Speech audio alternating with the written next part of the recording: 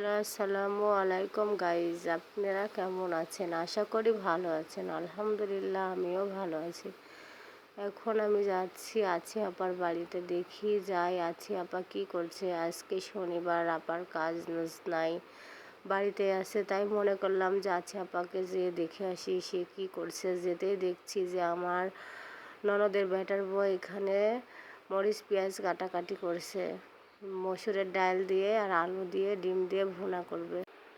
আমি আছি বউকে বললাম, বুবু তুমি কি রান্না করছো? বলছে পটল দিয়েছি, আলু দিয়েছি, উচ্ছে দিয়েছি, দিয়ে একসাথে করে ভাজি করবো। আমি বলছি তুমি সব কিছু একসাথে দিয়েছো? বলছে হ, তুমি এভাবে একদিন ভাজি খায়া দেখো, অনেক সুন্দর স্বাদ লাগে। তারপরে আমি বললাম আচ্ছা তুমি তাহলে রান্না করো, আমিও একদিন এভাবে ভাজি করব সব কিছু একসাথে দিয়ে।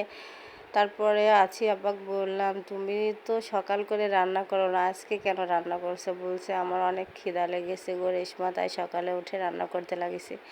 আমি বললাম তুমি আমার কাছে যেতে পারতে, আমি তো ভোরে উঠে রান্না করি, তাহলে তোমাকে কিছু আমি দিতাম খেতে। তুমি আমার ওখান থেকে একটু খেয়ে এসে তারপরে তুমি পরে রান্না করতে পারতে। আসি আপা বলছে না, বাড়িতে রান্না করি গো, তাই বলে বাড়িতে রান্না করছে। তারপরে আসি আপার সাথে একটু গল্প করলাম। আপাকে বললাম তুমি আজকে আমার ওখানে যাবে তো তোমার সাথে কিছু গল্প করব। আপা বললো আচ্ছা ঠিক আছে। সবচেয়ে বড় কথা কি জানেন, আসিয়া অনেক কষ্ট, মানে আসিয়ার অনেক কষ্ট। তার স্বামী নাই, ছোট একটা ছেলে আছে, স্বামীটা মারা গেছে। আসিয়া কিন্তু মায়ের বাড়িতে থাকে।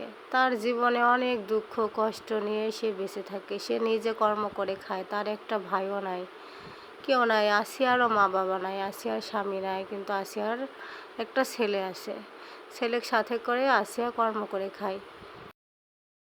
দিকে আপনার দেখাইলাম আমার যে বেটার বউ হচ্ছে ডাল ভুনা করবে, ডিম সিদ্ধ করে রেখে এখানে ডিম বিনে নিচ্ছে আমার বেটার বউ। কিন্তু আমার আসিয়া ননদের হাতের খুব সুন্দর গাছগাছালি হয়। চাল কুমড়ির গাছ লাগিয়েছে, এত সুন্দর চাল কুমড়ি হয়েছে।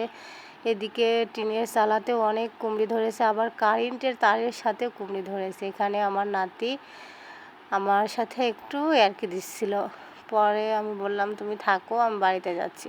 আমার মেয়ের সাথে করে বাড়িতে চলে আসলাম। আজকের ভিডিওটা এখানে শেষ করি।